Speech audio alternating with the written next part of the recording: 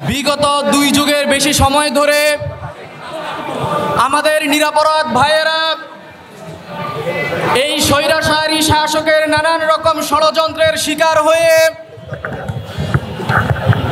এই দুনিয়ার বুক ছেড়ে কবরের বাসিন্দা হয়ে গিয়েছেন। শত শত মায়ের বুক খালি হয়েছে শুধুমাত্র তাদের এই জঙ্গি নাটকের কারণে।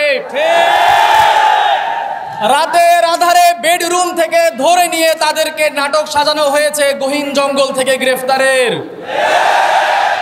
বাংলাদেশের রাষ্ট্র নিয়ন্ত্রিত সংস্থাগুলো তাদের নিজেদেরকে টিকিয়ে রাখার স্বার্থে, তাদের ফান্ডিংয়ের স্বার্থে এই দেশের ইসলামপন্থীদেরকে, এই দেশের মুসলমানদেরকে অবদমিত করে রাখার স্বার্থে তারা এই জঙ্গি কার্ড বিগত 15 বছর ধরে খেলে এসেছে।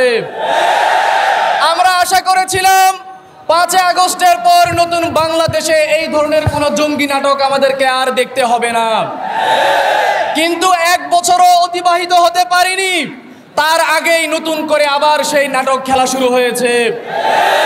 আমরা দীপ্ত কণ্ঠে ঘোষণা করতে চাই, শেখ হাসিনার আমলে যেই ধরনের জঙ্গি নাটক করে পার পাওয়া গিয়েছে, এখন আর সেই বাংলাদেশ নাই। এখন আর জঙ্গি নাটক করে পার পাওয়ার কোনো সুযোগ নেই। হাজারো তাওহীদি জনতা এখন জাগ্রত হয়েছে, যারাই জঙ্গি নাটক সাজাবে আমরা এর শেষ দেখেই ছাড়বো ইনশাআল্লাহ।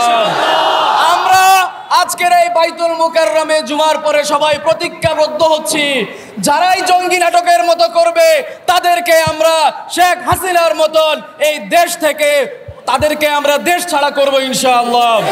সুতরাং আমরা তাদেরকে সাবধান করে দিচ্ছি, তারা যেন এই ধরনের নাটকের পায়তারা আর না করে।